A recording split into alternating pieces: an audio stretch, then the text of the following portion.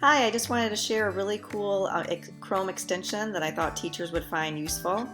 It is a way that you can leave verbal feedback on assignments for students instead of typing it up.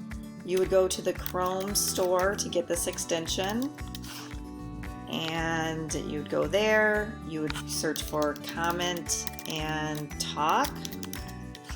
And I already have it added in, but you would add it to Chrome, accept the permissions, and then it will the microphone little icon extension will show up here at the top. And what you would do then is go to your Google Classroom or wherever you want to leave the feedback. And let's say I wanted to leave a message for my period 5 students, and what I would do is I would click on this. As you can see, it's on. A microphone will show up right there. Hi period 5, if you're listening to this, you got to it before I deleted it. Happy Sunday. And then a link will pop up. You would go to where you would want to paste it in, hit post. Here it is. Hi period 5, if you're listening to this, you got to it before I deleted it.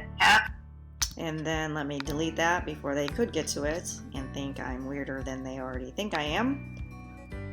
And there we go. And I thought this was like a really cool tool that would make it easier for you leaving feedback for students. I hope you enjoyed it.